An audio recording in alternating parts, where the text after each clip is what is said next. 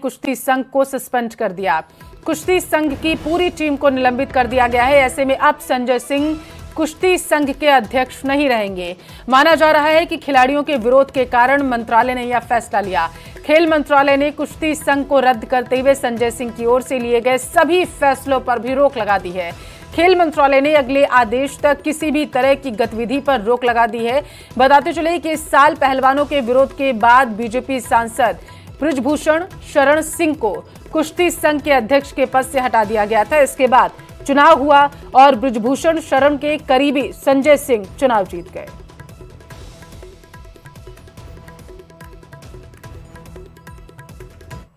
अभी मैं फ्लाइट में था, अभी मुझे बहुत डिटेल पता नहीं और उसका लेटर मुझे नहीं मिला है।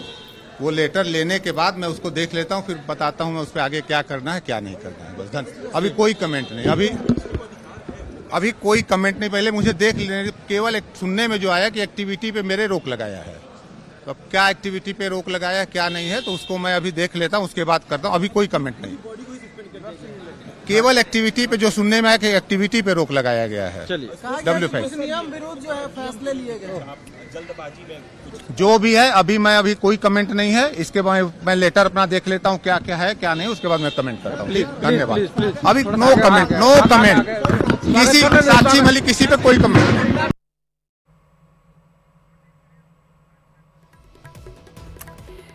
तो संजय सिंह को सुन रहे थे आप। उन्होंने कहा कि जानकारी सिर्फ अभी इतनी मिल पाई है कि उनके द्वारा जो फैसले लिए गए हैं उन पर रोक लगाई गई है।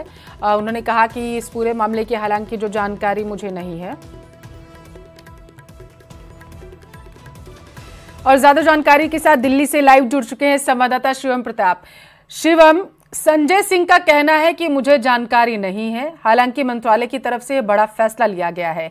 अब कयास ये लगाए जा रहे हैं कि जो पहलवानों ने प्रदर्शन किया था ये उसकी वजह से ये कार्रवाई की गई है। दूसरी तरफ कयास ये कि सिर्फ और सिर्फ फैसला इस बात का लिया गया है कि आगे की जो कार्रवाई होगी उस पर अभी रोक रहेगी फिलहाल के लिए। बताइए, जानकारी दीजिए पूरी।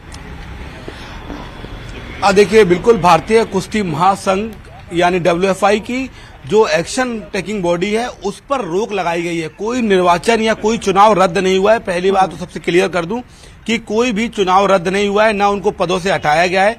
फिलहाल जो बॉडी है, पूरी कारकर्दी है, वो कोई भी एक्शन नहीं ले सकती या उन्होंने जो आदेश दिए थे उन पर रोक लगा दी गई है। दूसरी बड़ी बात कि संजय सिंह गुट का ये दरअसल दावा है कि इस पूरे मामले में दरअसल ये जो लेटर आया है जिसमें ये बात कही गई है कि खेल मंत्रालय ने पूरे जो कारकर्दी है उस पर रोक लगा दी, उसमें ये साफ किया गया कि जिस तरीके से नंदिनी नगर में जो आने वाले इस वीक में अंडर 15 अंडर 20 जो नेशनल ट्रायल है उस पर अचानक से फैसला लिया गया। सभी जो राज्य है, सभी बॉडीज है, उनको इन्फॉर्म नहीं किया गया। ऐसे में अचानक से फैसला लेना, गवर्निंग काउंसिल से बातचीत न करना, इसकी वजह से बॉडी पर रोक लगाई जा रही है, पूरी कारकर्दी पर रोक लगाई जा रही है। प्रतियोगिता इस साल के अंत में शुरू करने का फैसला जानकारी है कि संजय सिंह की तरफ से लिया गया था और इन्हीं कुछ चीजों की वजह से इस पर रोक लगाई गई, क्योंकि मंत्रालय की तरफ से कहा गया कि अगर आप कोई भी फैसला लेते हैं तो कम से कम पहलवानों को तैयारी करने के लिए 15 दिन का समय तो होना ही चाहिए और इसी वजह से इन सारी गतिविधियों पर रोक लगाई गई है।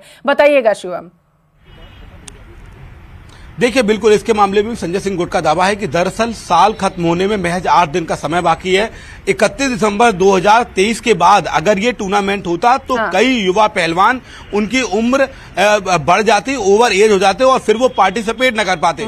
एग्जाम्पल के लिए अंडर 15 अंडर 20 के लिए ट्रायल होता है और अगर युवा की उम्र 21 साल हो जाती तो फिर वो ट्रायल नहीं कर पाते। बीते 11 महीनों में कोई भी ट्रायल नहीं हुआ है। ऐसे में राजनीति के चलते युवा पहलवानों का भविष्य बर्बाद हो जाता। यही एक वजह है कि जैसे ही चुनाव का निर्णय हुआ और संजय सिंह अध्यक्ष बनते हैं, वो तुरंत सभी राज्यों को इसकी जानकारी देते हैं। इसको लेकर भी संजय गुट का दावा है कि उनके पास दस्तावेज और वो लेटर मौजूद हैं जिसके जरिए उन्होंने सभी राज्यों को इन्फॉर्म किया था कि 31 दिसंबर से पहले हमें ये टूर्नामेंट आयोजित कराना है ताकि कोई भी युवा पहलवान उसका भविष्य बर्बाद ना हो, ओवर एज ना हो पाए। और यही एक वजह है कि उन्होंने तुरंत फैसला लिया। और इसको लेकर भी अगर संजय सिंह गुट कोर्ट जाता है तो कोर्ट में वो दस्तावेज रखे जाएंगे कि कैसे उनकी वजह थी, युवा पहलवानों का भविष्य बर्बाद ना हो, युवा पहलवानों के हित में ये निर्णय लिया गया कि 31 दिसंबर से पहले हम ये टूर्नामेंट कराएंगे। इस वक्त मैं संजय सिंह के आवास पर ही मौजूद हूं। दिल्ली में सरकारी आवास है 21 अशोका रोड, और यहां पर आप देखें तो सुरक्षा बढ़ी हुई है। इस वक्त संजय सिंह ब्रजभूषण के बेहद करीबी है, और संजय गुट का यह दावा है कि सभी प्रक्रियाओं का पालन किया गया है। वो जो चुनाव जीते हैं वो हाई कोर्ट की एक कमेटी के अंडर मॉनिटर हुआ था। ऐसे में ना तो चुनाव में कोई गड़बड़ी की गई और ना ही उसके बाद जो नंदिनी नगर गोंडा में जिस टूर्नामेंट की आप बात कर रही हैं वो आयोजित कराया गया, उसके पीछे भी तर्क ये है कि अगर इतनी जल्दी कोई बड़ा टूर्नामेंट कराना है तो उसके लिए स्टेडियम और तमाम सुविधाएं चाहिए होती। एक हफ्ते के अंदर इतनी बड़ी सुविधा का अरेंजमेंट और कहीं नहीं होता। गोंडा में स्टेडियम बेहद बड़ा है, ऑलरेडी डेवलप्ड है, इसलिए हमने जल्दी डिसीजन लिया ताकि कोई भी युवा पहलवान ओवर एज ना हो। और ये संजय सिंह की तरफ से बयान दिया गया है, लेकिन दूसरी तरफ अब जो है कयास ये लगाए जा रहे हैं, क्योंकि ये जब बात सामने आई तो तरह तरीके की प्रतिक्रियाएं भी स्वयं सामने आने लगी।